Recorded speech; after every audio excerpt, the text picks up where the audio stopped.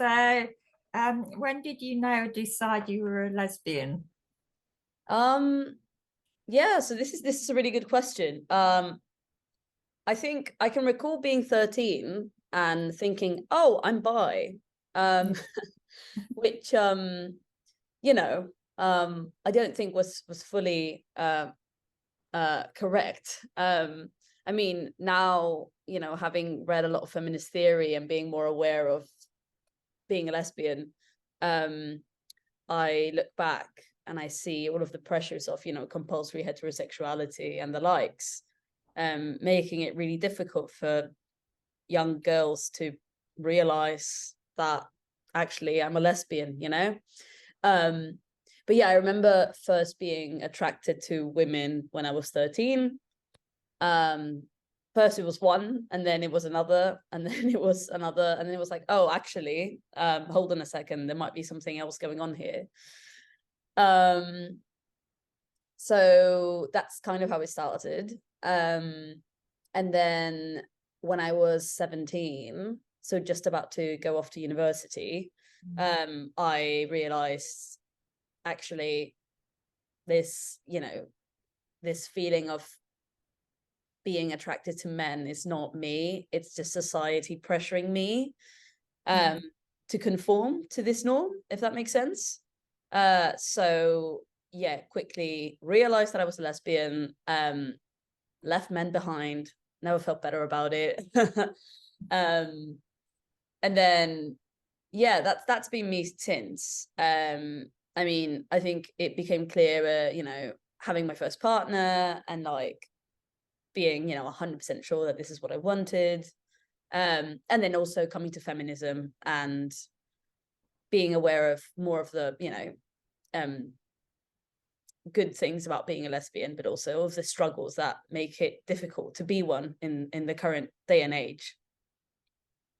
So, did you have any difficulty with the word lesbian then? Yeah, I would say so. I think because of many different reasons. So firstly, going back to what I was saying about, oh, I was 13 and I thought I was bisexual.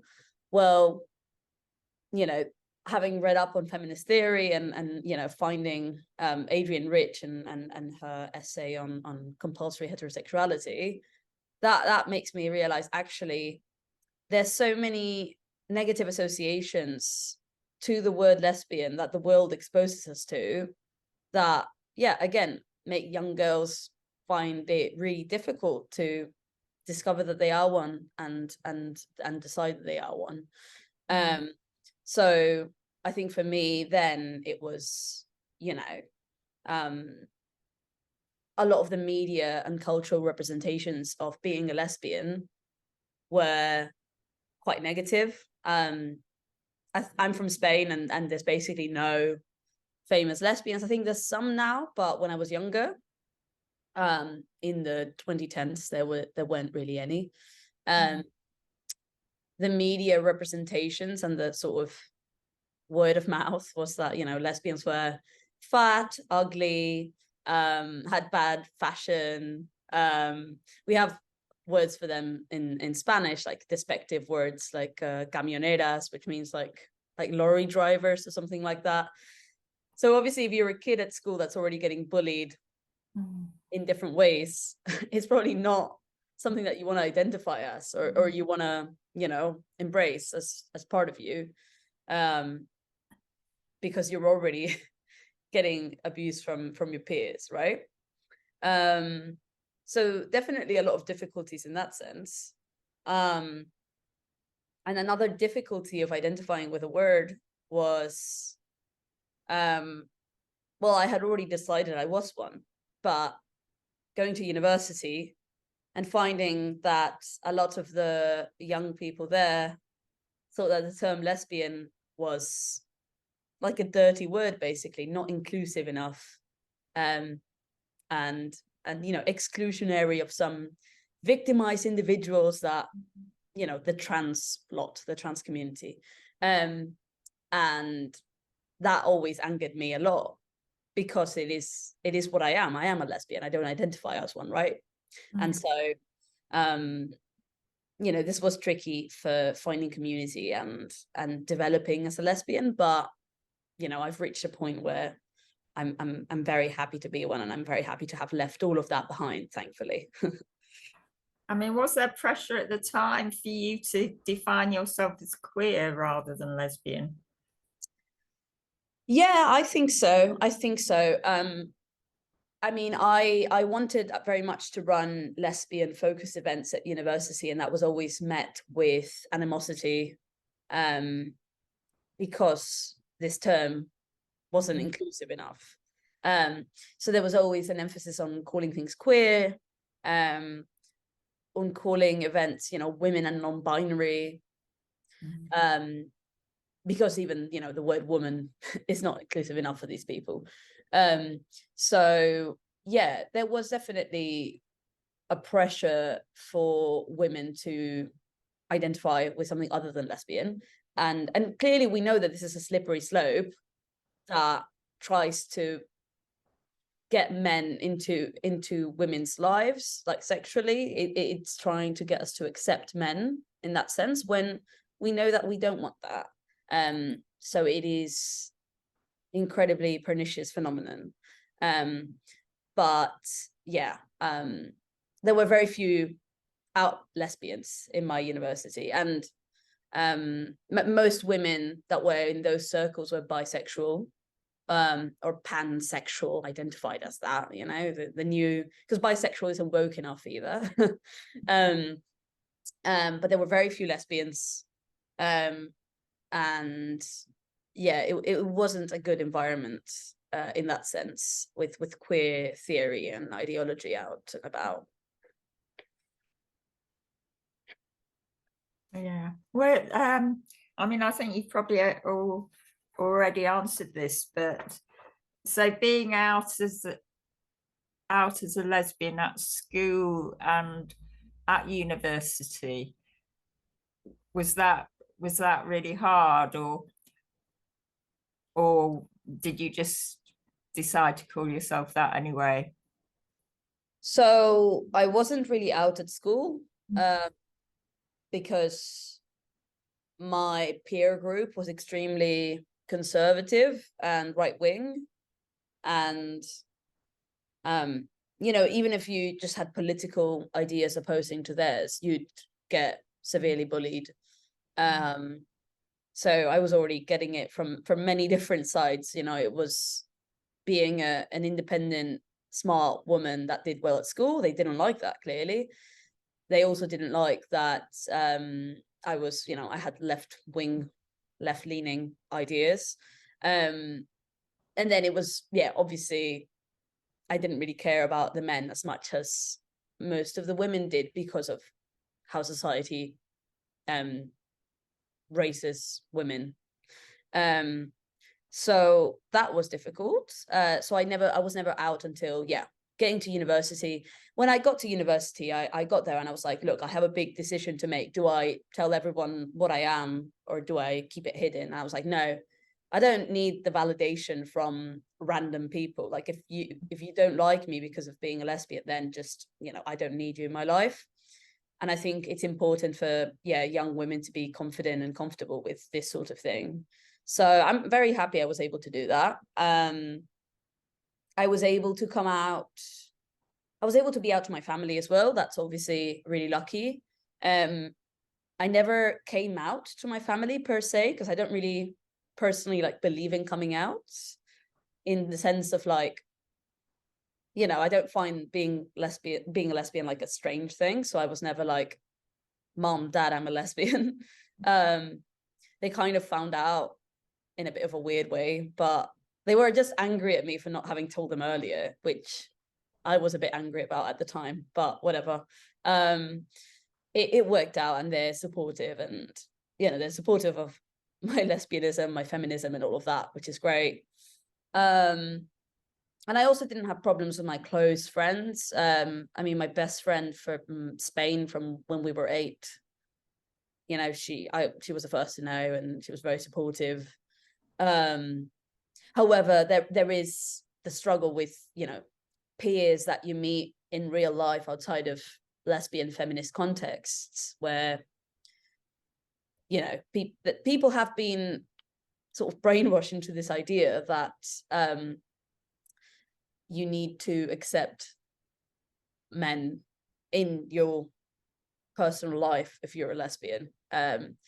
And I think that there would be a bit of a clash there with some people, and there has been a bit of a clash there with people who I've met, you know, from other walks of life in university and such, because of queer theory again, conditioning what is believed to be a lesbian. But you know, again, I'm happy to have reached a point where it doesn't really affect me much. So I've been able to be out without too many issues. So would you say that you've experienced discrimination then because of being lesbian, and how did that manifest itself?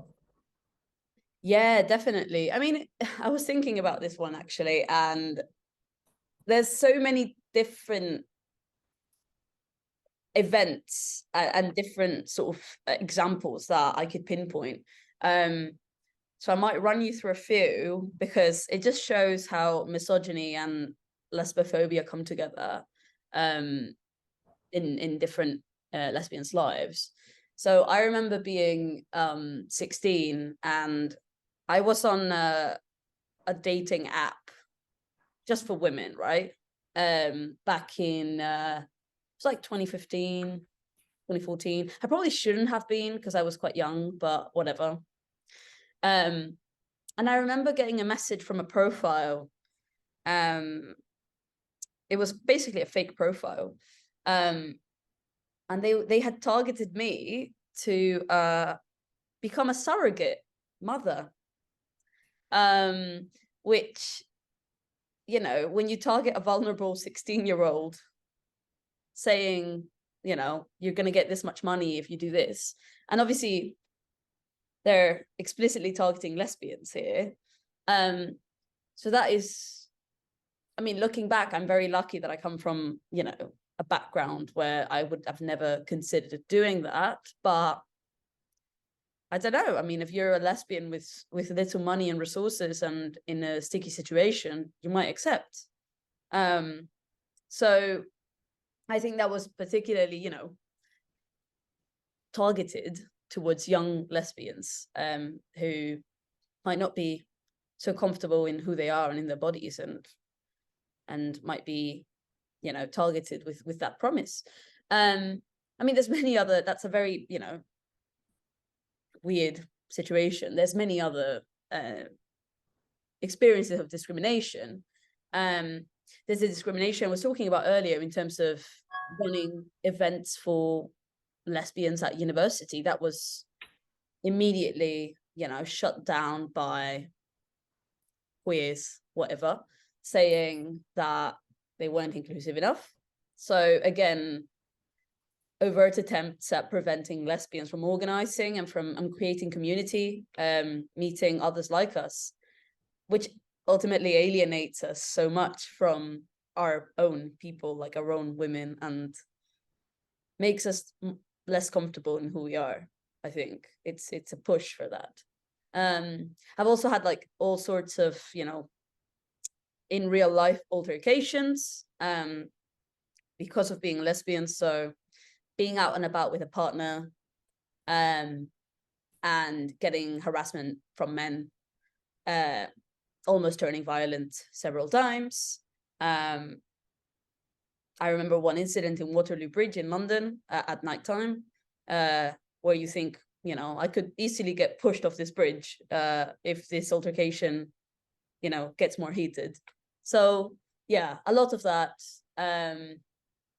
Also, a few years ago, when I would still go to, you know, the occasional house party where there'd be some men around, I would immediately, you know, get harassed by men trying to have sex with me, even though they knew that I was a lesbian and they knew that I had a girlfriend. Funnily enough, this has largely stopped after cutting my hair off.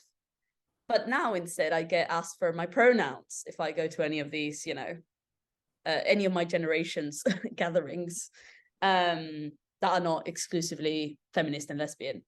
So another kind of harassment, telling you that you can't be a gender non-conforming woman in society. You instead have to be a man. So you can't just be a lesbian who is gender non-conforming. You have to fit into the heteropatriarchy in some sort of way. And then, well, I don't really use dating sites anymore, but I am aware that they're full of men. So there's no women only option really. Everything is considered on the basis of how you identify, meaning there's a lot of men with sexual fetishes to be with lesbians, and they're pressuring us to accept them. So that's partially why I'm not on them. But yeah, the discrimination towards lesbians, I think, comes from every angle, and it's especially pernicious and pervasive with queer ideology and how we're trying to erase lesbians from existing with the word queer, basically. Yeah, I mean, dating apps have been one particular problem for many lesbians, because they may not even allow you on an app if you say all you're interested in is other women. So yeah.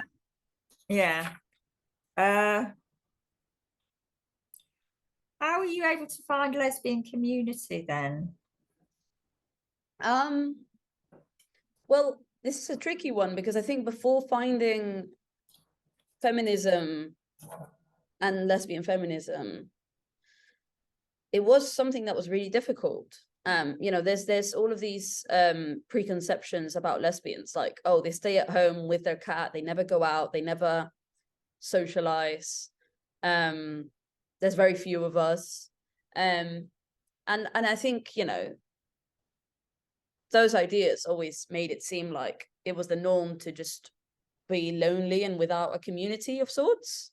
Then when I moved to London after university, I didn't really partake in the sort of queer community stuff in London, but I know that there's a lot of club nights, especially geared towards queer women, which, if you don't know feminists and you don't know of any women-only spaces, then you might go along to those thinking, oh, that's the only way that I'm going to be able to meet other women my age. But those are incredibly, they portray an incredibly sexualized and misogynistic view of women and lesbians. Like they've got strippers, they've got all sorts of like drag performances. They're not really what I would call a safe and comfortable environment to be a lesbian in. They're incredibly, they're very centered around the male gaze. And that's not really what lesbians are at all. So I was lucky to avoid that. And I did go to a few, with my partner back in the day, but it's the kind of place, it never felt right, and the people there were not reliable and were not welcoming to being a genuine lesbian.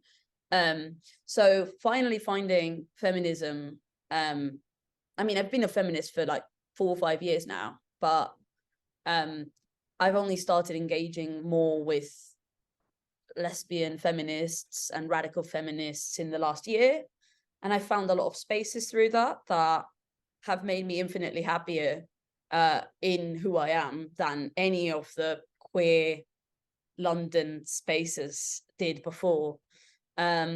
So yeah, there's options, through Meetup. There's plenty of things going on. also word of mouth. When you go to an event, you make some friends, you make some acquaintances, and they'll tell you about other stuff going on. I mean, currently I go to this, you know, a pub meetup every month in South London. I'll go to a lesbian disco every couple of months in South London. And then also feminist spaces and conferences, you know, lesbian history group. There's a lot going on when you know, seek it out, that is there for women only, and also for lesbians. So that's been my way of finding community. So would you say that's what is positive about being lesbian, finding lesbian feminism and community and so on? Yeah, I think so. I think so, because I mean, having, you know, lived through, you know, trying to be submitted to queer indoctrination, essentially, I've seen how all of this queer community stuff is a facade for trying to make women sexually available to men. And of course that doesn't sit right with me. And of course, I